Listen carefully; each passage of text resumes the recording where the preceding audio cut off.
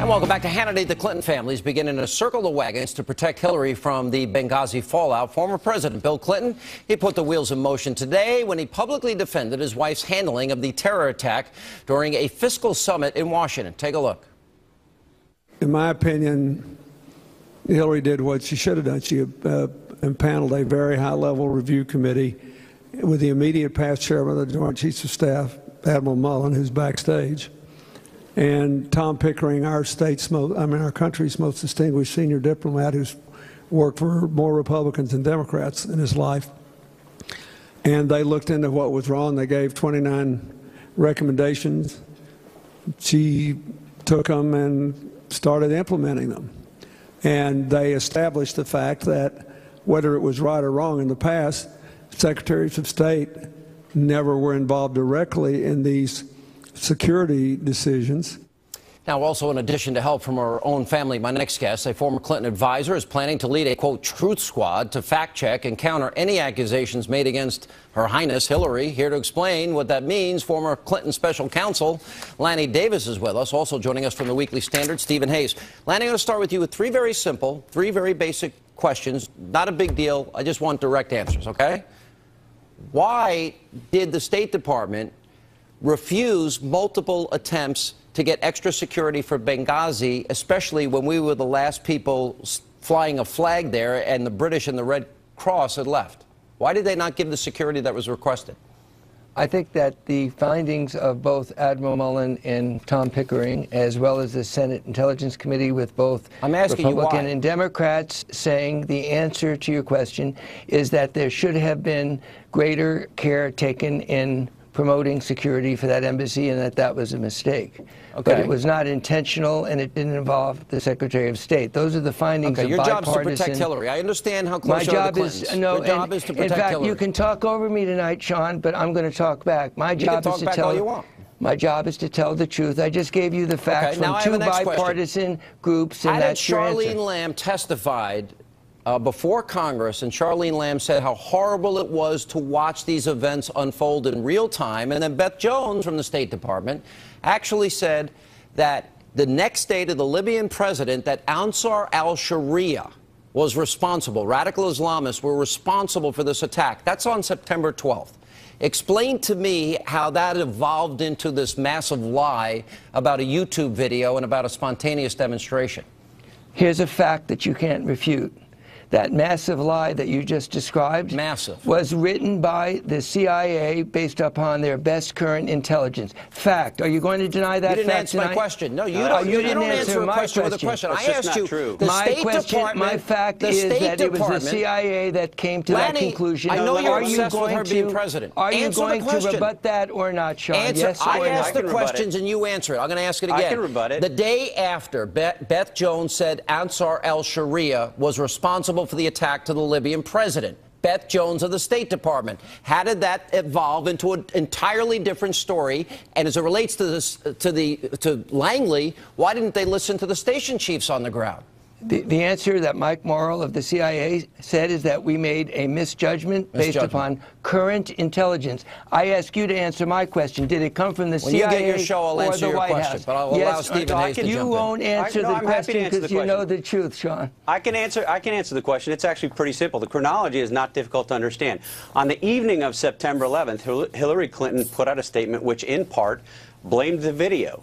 When you fast forward to what the CIA said, the CIA did say that there were spontaneous protests that had evolved. Thank you. But did not actually make the story about a video. And if you go back to Mike Morrell's testimony, both in written testimony and when he was asked questions about it, Morrell specifically said that the video story did not come from the CIA. So those are the facts. What you just said actually was misleading. What the CIA wrote is it came from protests in Cairo. Everybody knows that protests in Cairo were triggered by the video. All right, next question. Hang on, gentlemen, hang on a second. Next logical question. Yes or no, guys. I'm just stating facts. Lanny, stop with your aggressive I love Hillary crap, because it's not going to work here. I have a question. Answer, am I saying yes or no by personal insult, Sean? The next logical question then is this. You have people on the ground, people that were eyewitnesses. Congress has not had access to them. There's videotapes, apparently, of what happened that night. Charlene Lamb watched them in real time. So why would you talk to the people in Langley and not talk to the people that were witnesses to what occurred? And why was Congress denied access to those people? I think that there were mistakes made and judgments that were wrong that have since proven to be correct with the wisdom of hindsight. Everybody says that, Sean. The only argument especially in the lead up to an election, Lanny. You're interrupting, Sean. The only especially argument in the lead up to an election. You're interrupting. Well, the only argument is whether there was an intentional political agenda that created that narrative of spontaneous demonstration. We now know, and Steve, you haven't disagreed, the CIA wrote the words spontaneous demonstration, right. despite I have a question the fact for that Steve. Republicans have attributed that to the White House. But you the know, CIA, Steve, but look, that's not fair, and that's not true. What the CIA said was spontaneous demonstration, but Mike Morell said triggered twice, by the Cairo specifically that triggered the video story did not come to have anything to do with the CIA, that we did not provide that information, and Hillary Clinton said that on the evening of September 11th, before there was ever any mention of a spontaneous Does anyone disagree that the Cairo protests were triggered by the video? Do you disagree? I have a question. Excuse me, gentlemen.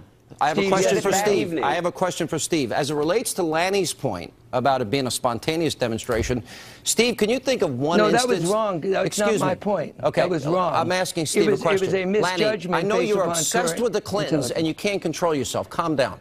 Here's the question, Steve. I think you're obsessed with interrupting, and you can't be polite. No, you can't handle the truth finish. because you're afraid this is going to impact our presidential run, Lanny. And you love the Clintons, just like you protected Bill Clinton lying to the country back during the when you impeachment. talk over me, I'm not going to allow you to talk over me. All right, well, fine.